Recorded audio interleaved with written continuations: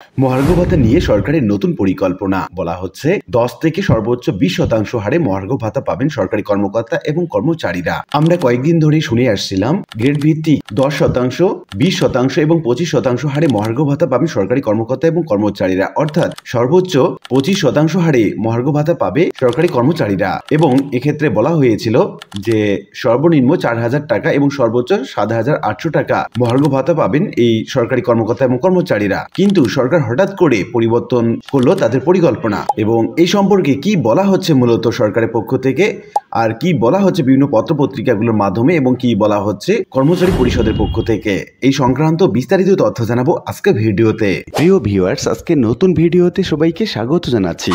আপনি যদি আমার চ্যানেলে নতুন হয়ে থাকেন তাহলে এরকম গুরুত্বপূর্ণ ভিডিওর আপডেট পেতে চ্যানেলটি সাবস্ক্রাইব করে রাখুন।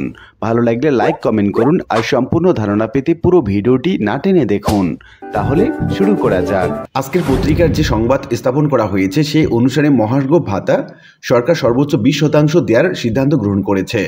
সরকারি কর্মকর্তা এবং কর্মচারীদের দাবি 30 থেকে 40% মহার্ঘ ভাতা, কিন্তু সরকার আর্থিক দিক থেকে বিবেচনা করে 20% এর উপরে যাচ্ছে না, এমনটি জানিয়েছে অর্থ মন্ত্রণালয়ের একটি সূত্র।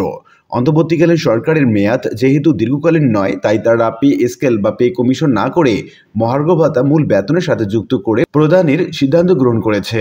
জনপ্রশাসন মন্ত্রণালয়ের হিসাব অনুযায়ী বেসামরিক প্রশাসনে সরকারি চাকরিতে এখন 14,43,518 জন কর্মরত আছেন। সরকারি কর্মকর্তা বা কর্মচারী প্রথম থেকে 10 গ্রেডে 3,40,744 জন, সরকারি কর্মচারী অর্থাৎ 11 থেকে 20তম গ্রেডের 11,02,774 জন আছেন। সরকারি কর্মচারীদের মূল বেতনের ঠিক কত শতাংশ হারে মহার্ঘ ভাতা দেওয়া হবে তা এখনো চূড়ান্ত হয়নি, তবে কমিটি জানায় 11 থেকে 20তম গ্রেডে কর্মচারীদের জন্য সর্বোচ্চ 20% হারে মহার্ঘ ভাতা দেওয়ার পরিকল্পনা হচ্ছে, আর 1 থেকে 10তম গ্রেডের জন্য 10 কিংবা 15% হারে মহার্ঘ ভাতা নিয়ে আলোচনা চলছে। তাহলে সরকার খরচের লাগাম টানতে চাচ্ছে? তাহলে হ্যাঁ, 14.5 লাখ সরকারি কর্মচারীকে 10 থেকে 20% হারে মহার্ঘ ভাতা দিতে বছরে বাড়তি প্রায় 5,000 কোটি টাকা লাগবে বলে অর্থ মন্ত্রণালয়ের এক কর্মকর্তা জানিয়েছেন। চলতি বছরে 1 জানুয়ারি থেকে এই ভাতা কার্যকর হতে পারে, এমনটি জানিয়েছে এই সূত্র। মহার্ঘ ভাতা পর্যালোচনা কমিটির সদস্য এবং জনপ্রশাসন মন্ত্রণালয়ের জ্যেষ্ঠ সচিব মোখলেসুর রহমান গতকাল বৃহস্পতিবার সচিবালয়ে সাংবাদিকদের জানান, আগামী বাজেটের আগেই মহার্ঘ ভাতা ঘোষণা করা হবে। বার্ষিক ইনক্রিমেন্টের সময় মহার্ঘ ভাতা মূল বেতনের সঙ্গে যুক্ত করা হবে। এবার পেনশনভোগীরাও এই ভাতা পাবেন। সরকার কি এত বেশি মহার্ঘ ভাতা দিতে রাজি নয়? না, সরকারি কর্মকর্তা এবং কর্মচারীদের গ্রেড অনুযায়ী 2 ভাগে ভাগ করে মহার্ঘ ভাতা দিতে পারে সরকার। 14.5 লাখ সরকারি কর্মকর্তা এবং কর্মচারীদের মূল বেতনের সর্বনিম্ন 10% এবং সর্বোচ্চ 20% হারে মহার্ঘ ভাতা দেওয়ার পরিকল্পনা রয়েছে। এজন্য 1 বছরে সরকারের বাড়তি খরচ হবে অন্তত 7,000 কোটি টাকা। বর্তমান পরিস্থিতিতে অর্থনৈতিক দৃষ্টিকোণ থেকে এই বাড়তি ব্যয় যৌক্তিক নয় বলে মনে করেন অর্থনীতিবিদরা। সূত্র সমকাল। অর্থ বিভাগের একজন কর্মকর্তা বলেন, মহার্ঘ ভাতা সর্বোচ্চ 20% বেশি দেওয়ার পরিকল্পনা নেই। এবারে মহার্ঘ ভাতা মূল বেতনের সঙ্গে যুক্ত হওয়ার আনুপাতিক হারে সবার বাড়ি ভাড়া অর্থ বেড়ে যাবে, ফলে মহার্ঘ ভাতার বাইরেও সরকারের খরচ বাড়বে। সূত্র আজকের পত্রিকা। যদি 10% থেকে 20% হারে মহার্ঘ ভাতা দেয়া হয়, তাহলে যারা নিম্ন গ্রেডে আছে তাদের বেতন ভাতা কেমন হবে, এমনটি জানিয়েছে বিভিন্ন সূত্র।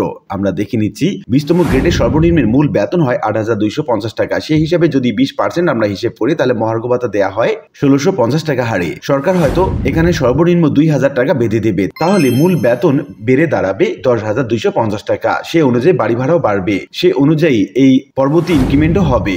সরকারি কর্মচারীদের এই 2,000 টাকা খুব বেশি সুফল বয়ে আনবে না, এমনটি ধারণা করছেন কর্মচারী পরিষদ। এখন অনেকে প্রশ্ন করেছেন যে কর্মকর্তাদের জন্য তাহলে সর্বোচ্চ 8,000 টাকা বেঁধে দেওয়া থাকবে? হতে পারে 22,000 টাকা নবম গ্রেডে যদি কারো মূল বেতন হয়, তাহলে সেখানে যদি 20% হারে আমরা হিসেব করি, তাহলে 4,400 টাকা বাড়বে তাদের, এবং বড় কর্মকর্তাদের যদি সর্বনিম্ন 8,000 টাকা বেঁধে দেওয়া হয়, তাহলে 78,000-এর সাথে 8,000 টাকা যুক্ত হবে।